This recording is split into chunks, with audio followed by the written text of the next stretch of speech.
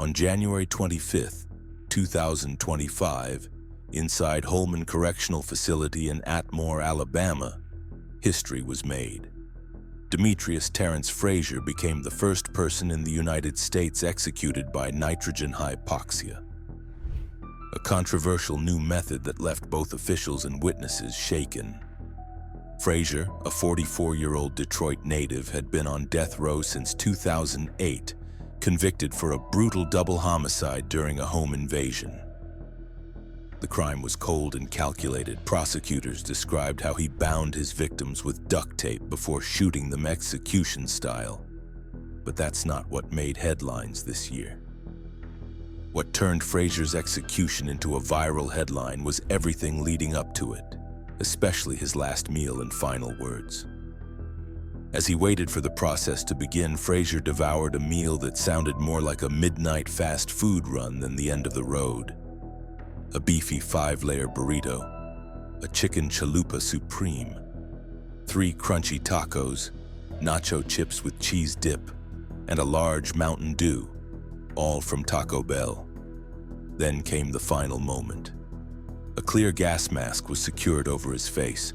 The room grew silent. When asked if he had any final words, Frazier looked up and spoke directly to the witnesses. "I want to apologize for the pain I've caused," he began. "But I want you to know something else too. Detroit's strong. I love everybody on death row. Let's go." That was it. What followed wasn't as clean as officials hoped. Although Alabama's Department of Corrections claimed Frazier died peacefully, multiple witnesses later reported seeing him convulse and struggle for several minutes, suggesting the nitrogen didn't work as intended. One described it as watching someone drown in slow motion. He was pronounced dead at 6:36 p.m. The strange contrast between a Taco Bell feast, a pep rally-style farewell, and a method that had never been used before made Frazier's execution the kind of story people couldn't stop talking about. And just when you think that was bizarre, wait until you hear what came next. Glenn Edward Rogers had always been a headline maker, a man once dubbed the cross-country killer by the media, convicted of multiple brutal murders during a spree across several states. But on the evening of March 12, 2025, it wasn't the crimes that had people talking. It was his final moment on Earth, inside Florida State Prison. Known for his erratic behavior and delusions of grandeur, Rogers had requested a strange, almost childish last meal. A pepperoni pizza, a giant slice of chocolate cake, and a can of soda. Nothing gourmet, nothing fancy. Just the kind of meal you'd expect from a 10-year-old picking dinner for their birthday.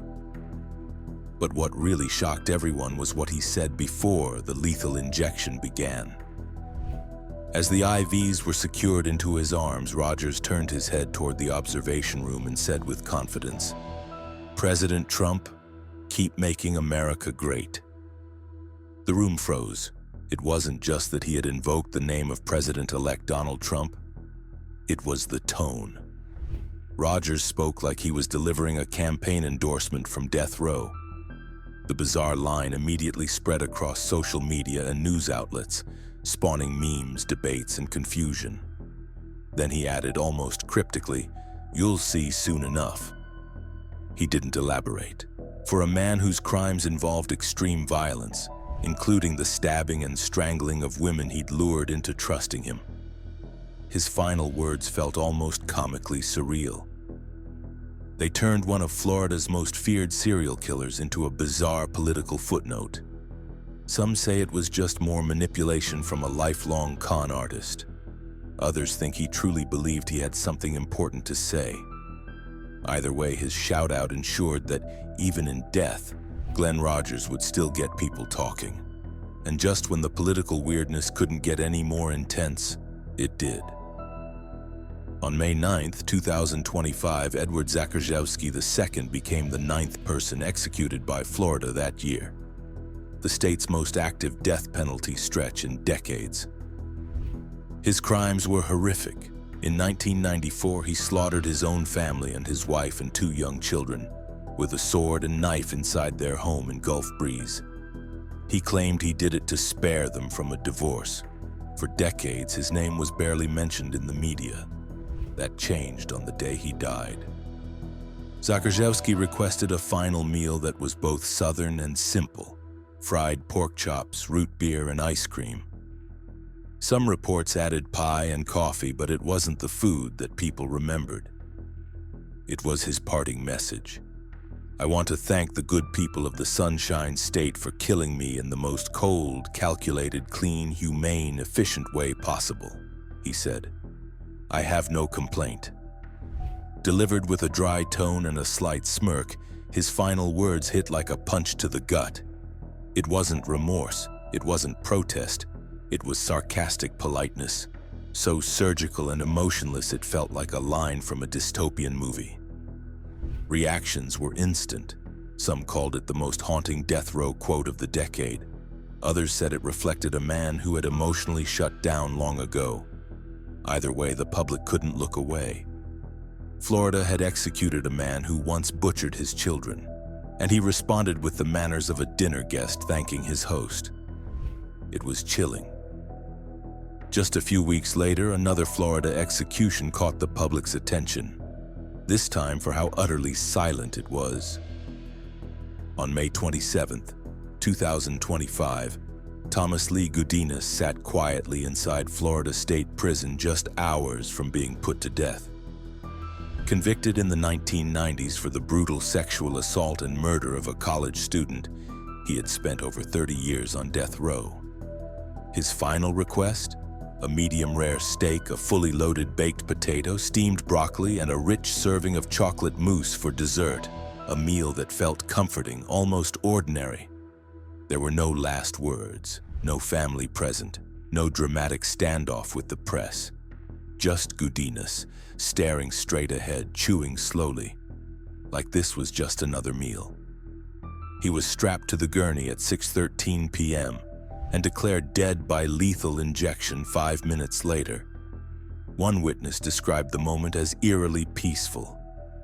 But the moment stuck with people, not because of what was said, but because of what wasn't. In a year filled with controversial quotes, protests, and viral sound bites, Gudinas faded out quietly, almost like he'd never been there at all. And yet somehow that silence became the loudest part of his story. If that felt dark, what came next would go down as one of the most visually brutal executions the U.S. had seen in years. June 14, 2025, a line of prison guards stood silently along the wall of South Carolina's execution chamber. For the first time in over 15 years, the state was bringing back an old method on a firing squad. Brad Keith Sigmund was the man in the chair. Convicted of murdering his ex-girlfriend's parents with a baseball bat in 2002, Sigmund had spent over 2 decades appealing his death sentence. But in the end, he chose the firing squad over lethal injection, calling it more honest. His last meal was a Southern classic: fried chicken, green beans, mashed potatoes with gravy, buttermilk biscuits, cheesecake, and a sweet tea. But Sigmund wanted more than just a final plate. According to prison officials, he asked to have buckets of KFC delivered, not just for himself, but to share with the prison staff and other death row inmates. The request was denied. At 6:08 p.m., Sigmund was strapped into a metal chair surrounded by sandbags. He wore a dark jumpsuit with a small target pinned to his chest. 5 marksmen stood behind a wall, rifles loaded. 4 with live rounds, 1 with a blank, so none would know who fired the fatal shot. As the countdown began, Sigmund used his last words not to speak about himself, but to address a wider audience. "I ask all Christians," he said, "to think deeply about whether Christ would want this. Executions don't bring peace. Only forgiveness does." Then, silence. Seconds later, 3 sharp cracks rang through the air. The target on his chest exploded in red. Brad Sigmund died instantly. His choice of method, his attempt at one last communal gesture with food, and his final appeal to faith left an impact far beyond the prison walls. For many, it was the most emotionally complex execution of the year, but South Carolina wasn't done using bullets just yet. Just 2 weeks after Sigmund's execution, South Carolina used the firing squad again, this time on Dean Mahdi, a 50-year-old convicted of killing a police officer during a traffic stop in 2002. Mahdi's final hours were notably different. While Sigmund had spoken emotionally and made a spiritual appeal, Mahdi chose complete silence. He declined to make a final statement. But his meal told a different story. Mahdi ordered a steakhouse-level plate, a medium ribeye, mushroom risotto, steamed broccoli, collard greens, and cheesecake, all washed down with a tall glass of sweet tea. It was as if he were dining at a high-end restaurant instead of sitting in a concrete cell. At 6:11 p.m., Mahdi was brought into the same chamber where Sigmund had died days earlier. He was strapped into the same chair, the same target taped to his chest. And like Sigmund, he didn't flinch. 3 shots rang out and Mahdi was pronounced dead at 6:13 p.m. But his story didn't end there. Days after the execution, medical examiners raised concerns about the placement of the bullets. Reports surfaced that one of the shots may have missed the heart entirely, leading to a slower death than the state claimed. The debate ignited headlines across the country, with human rights groups demanding an investigation. In death, Mahdi had sparked a second round of scrutiny over the firing squad's return.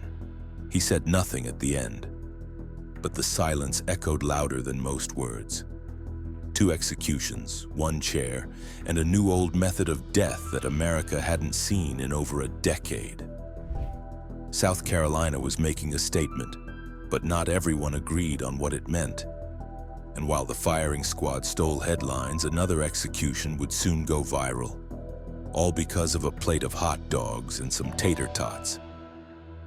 On July 22, 2025, Tennessee carried out the execution of Oscar Franklin Smith, a man who had spent over 30 years on death row for the brutal murders of his estranged wife and her 2 teenage sons. Smith always maintained his innocence, even as courts rejected every appeal. But on his final day, Smith made headlines not for claiming innocence, but for taking a bite out of the system with his last words. His last meal felt more like a kid's menu at a baseball game. 2 hot dogs, a pile of golden tater tots, and a slice of warm apple pie topped with vanilla ice cream. Some joked it looked more like a Little League celebration than death row. But Smith's last words were no joke. Right before the lethal injection began, he looked directly at the witnesses and took aim at Tennessee's leadership. "This system is broken," he said. "I hope Governor Bill Lee sleeps well tonight, because I sure won't." It was a direct jab at the state's governor, who had approved the execution over growing public criticism. At 10:47 a.m., Smith was declared dead. The contrast between his innocent-looking plate and his biting words created a media frenzy. Some saw it as the perfect symbol of America's conflicted relationship with capital punishment, comforting traditions wrapped around a brutal final act. And while his words stirred debate, another man's final statement would leave people stunned because of how grateful he sounded for being executed. Michael Bernard Bell wasn't well known outside Florida, even though his crime was among the most shocking of the early 2000s. He was convicted of kidnapping and murdering a young woman after she left a party, leaving behind a scene so gruesome even veteran investigators were shaken. But on the night of his execution, August 8, 2025, Bell's final words instantly went viral. When asked if he had anything to say, Bell didn't cry or apologize. He simply looked up at the ceiling and said, "Thank you for not letting me spend the rest of my life in prison." That was it. The room sat in stunned silence. Even the guards looked confused. Was he being sarcastic? Was it a genuine expression of relief? No one could quite tell, but the impact was immediate. Bell had essentially thanked the state for ending his life, and people had questions.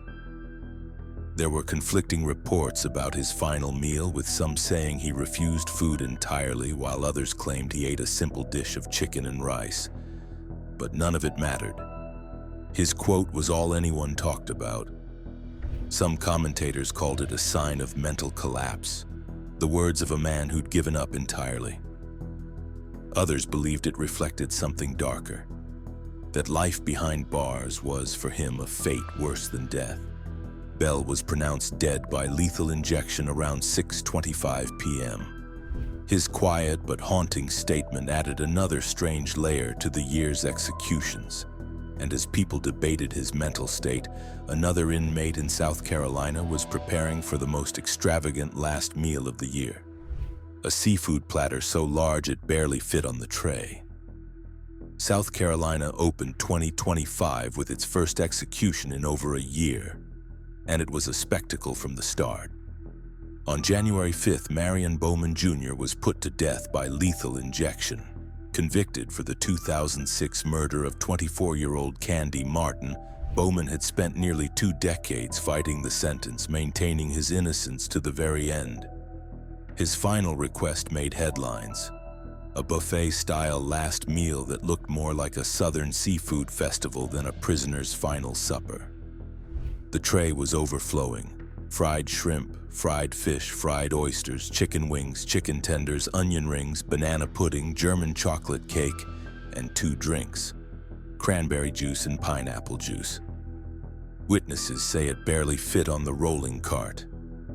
But the real spotlight moment came when Bowman used his last breath to declare, "I did not kill Candy Martin. I'm an innocent man." It wasn't new. Bowman had claimed innocence for years. But saying it again moments before death forced the public to pause. He was declared dead at 6:07 p.m. Within hours, social media lit up with debates. Had South Carolina executed an innocent man? Was the oversized meal a symbol of defiance, or simply a final comfort? What's certain is that the contrast between that indulgent final plate and the haunting denial added fuel to ongoing national debates about wrongful convictions and the death penalty. And if you thought that meal was unusual, the next inmate's dinner would raise even more eyebrows. It was part Carl's Jr., part Greek takeout, and 100% bizarre. Arizona's first execution of 2025 came with a strange twist, not in the method or the final words, but in the food. Aaron Brian Gunches, convicted for the 2002 murder of his girlfriend's ex-husband, was no stranger to headlines. But on April 4th, when he faced lethal injection at 10:33 a.m., it wasn't his crime that caught public attention. It was his strange, chaotic final meal. Gunches mixed cuisines like a buffet gone wrong. A double Western bacon cheeseburger from Carl's Jr., spicy and barbecue Greek gyros, onion rings, and for dessert, baklava. No one could figure out the theme. Was it nostalgia? A farewell food tour? Just a wild craving? Whatever the reason, it looked like someone had dumped a fast food bag onto a Mediterranean plate. Even more bizarre, Gunches said absolutely nothing. Not a single word before the drugs began to flow. Witnesses said he stared at the ceiling, blinked twice, and never looked at anyone in the room. He was declared dead just minutes later. Unlike other executions that sparked political debate or religious outcry, Gunches' death left people simply confused. The mashup meal, the stone silence, it felt like a performance, or maybe just a man who had nothing left to say. But it wouldn't be Arizona's last execution of the year. And it certainly wasn't the last time nitrogen hypoxia would make headlines in 2025. In 2025, Alabama introduced a new method of execution, nitrogen hypoxia. The first man to undergo it was Demetrius Frazier. But the last? Gregory Hunt. Both men died just months apart using the same method, yet their final moments couldn't have felt more different. Frazier's execution was loud, not in sound, but in presence. He cracked jokes, gave a shout out to his hometown of Detroit, and even said, "Let's go," like he was heading into a sports arena instead of an execution chamber. Gregory Hunt was the exact opposite. Executed on July 29, 2025, Hunt had been convicted of killing a police officer during a domestic violence standoff in 1988. His appeals lasted nearly 40 years. But when the final day arrived, he offered no last words. Hunt's face was covered with the same nitrogen delivery gas mask used on Frazier. Witnesses described the same involuntary movements, twitching, straining, as the oxygen left his lungs. He was pronounced dead at 6:26 p.m., just 10 minutes after being strapped in. The contrast between the two men became a talking point online. Same method, same room, but radically different vibes. One man went out like he was on stage, the other like a ghost. The back-to-back nitrogen executions reopened ethical debates across the country. Was this truly more humane or just a modern twist on suffocation? For Alabama, the method had become policy. For the public, it raised more questions than answers. And while these two bookended a chapter in U.S. execution history, another death row inmate was about to exit in a very different way, with a 3-minute apology that he never even spoke himself. Stephen Stanko's execution on August 1st, 2025, brought a strange sense of formality to South Carolina's death chamber. Convicted in 2005 for the murder of his girlfriend and her teenage daughter, Stanko had been a college-educated former librarian who used his intelligence to manipulate victims. He was called chillingly polite, right up to the end. His last meal looked like something out of a church supper cookbook: fried fish and shrimp, a crab cake, baked potato, carrots, fried okra, cherry pie, banana pudding, and a large glass of sweet tea. But he didn't speak a word. Instead, his attorney stood beside the gurney and read a carefully prepared 3-minute apology.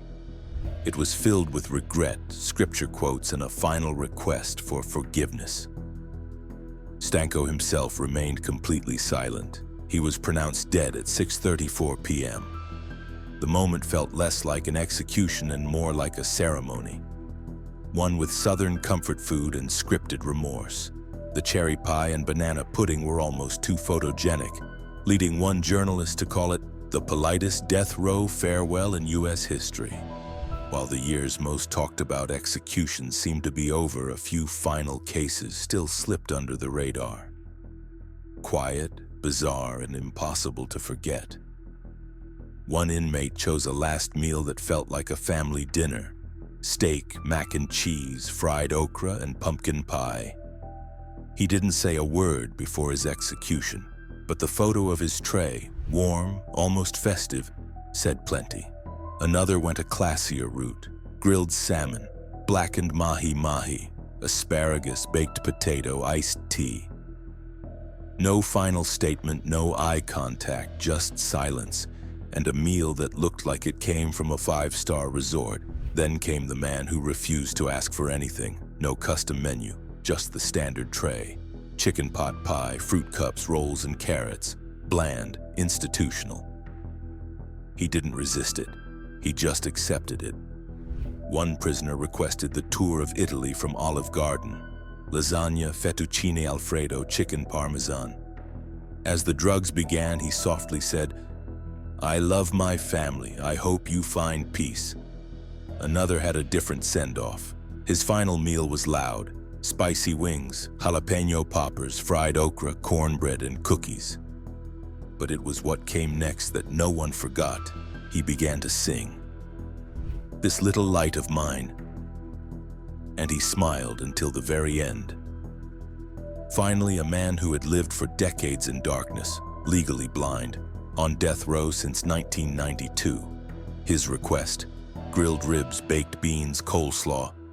When asked if he had any last words, he simply said, "I'm ready." And he was. And if you've made it this far, you're probably just as fascinated by these stories as we are. If you want more true crime, shocking confessions, and the most bizarre twists from inside America's prisons, hit that subscribe button. It costs nothing, helps the channel, and guarantees you won't miss the next unbelievable case. I mean, come on. Where else are you gonna hear someone say Detroit strong and let's go with a Taco Bell burrito in their hand? Seconds before execution? Exactly. See you in the next one.